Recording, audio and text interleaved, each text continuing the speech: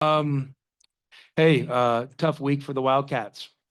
Um, we came in here, obviously, we'd had a couple losses and we're hoping to right the ship and come here and compete for a championship. And, we had moments where we felt like we're close and then there's moments where we feel like we're far away. So, we got to go back as a program and do some soul searching and look within ourselves and kind of figure out, find some real answers to why we're not being as successful as we'd like to be. And, I'm here for it. And we're going to roll our sleeves up and we're going to get on that plane tomorrow, get back to Tucson and get to work.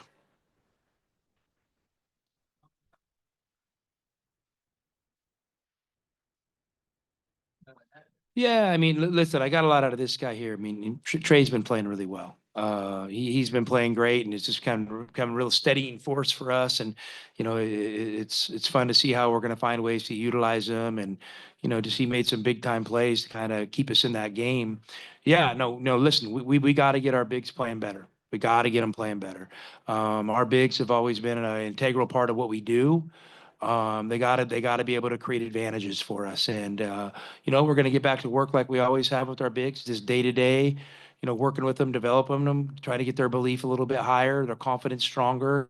And then get their teammates to get confidence in them. But they got to play better to do that. So we're gonna attack that full force when we get back home.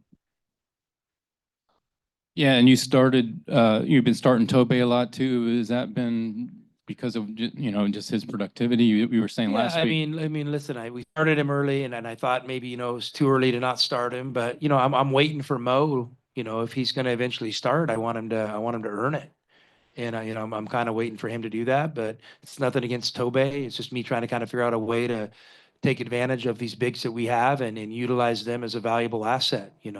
And I think they can be. When we put this team together, we believe that would be the case. So we got to figure that out as a staff. Caleb, could you kind of walk through a little bit that you hit that transition three to send it to overtime? It seemed like momentum was on your side, and then how would you describe that and kind of what happened in overtime? Yeah, we just got to start having better starts to the games, to halftime, and then obviously to overtime.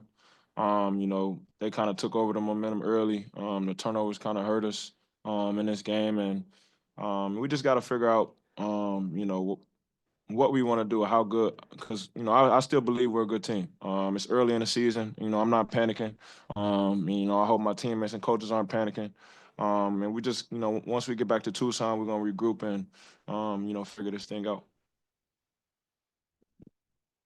Trey, how did you feel like? It seemed like a lot of key moments you had. I think that one shot you made, and then I think the play on the other end defensively you made. I mean, again, you had some momentum plays too. What was your thoughts on was this ever going to come around?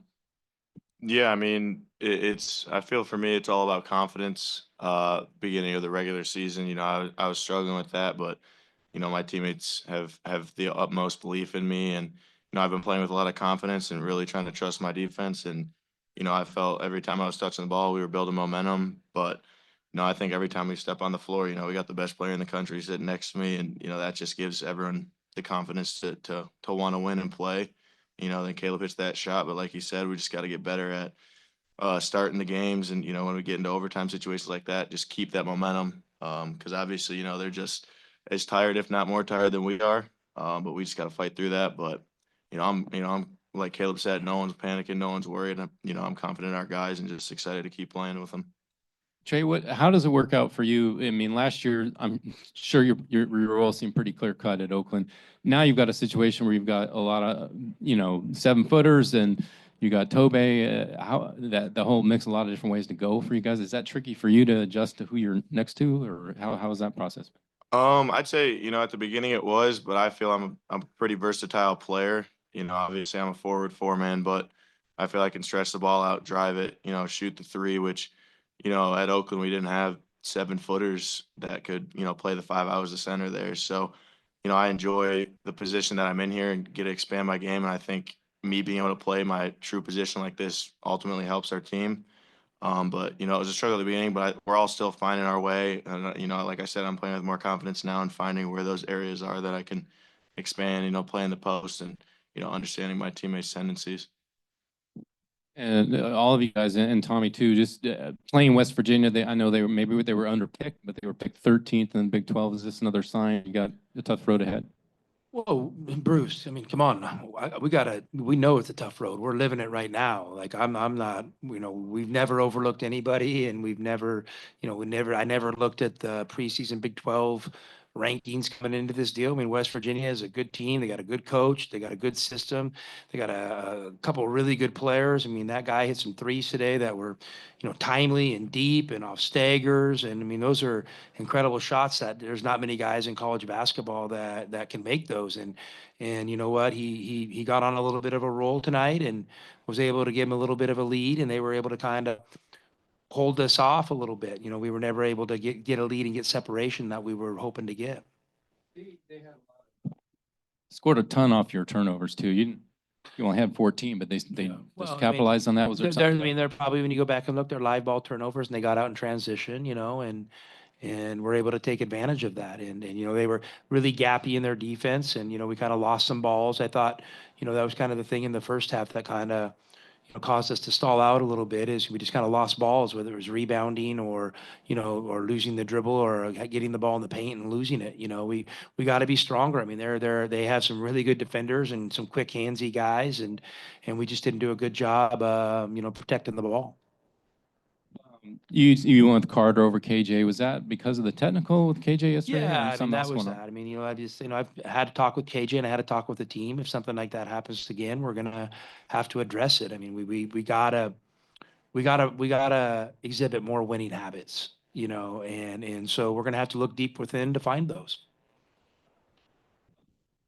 Well, now you got a big week off. What 8 days, I think, to your next game. What do you do with this? And is it good to maybe get away from it for a couple of days, or what's your Well, plans the there? number one thing to do is we get home, we'll connect as a staff. I'm sure these players will connect with each other, and we're gonna get back in the gym and we're gonna get to work and we're gonna clean things up. I mean, this is not the product that we want to be putting out on the court right now. And I think we got the right guys. I know we got the right guys. Now we need to make it happen.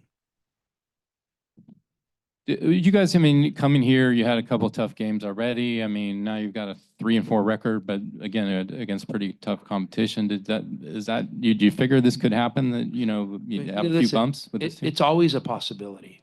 I'm not a guy that, writes what I think our record's going to be, at the end of November and put it in an envelope and seal it and look at it later. I mean, I'm literally game to game, and I respect all our opponents. And coming here, there's one team's going to go 0-3, a couple teams are going to go 1-2, a couple teams are going to go 2-1, one team's going to go 3-0.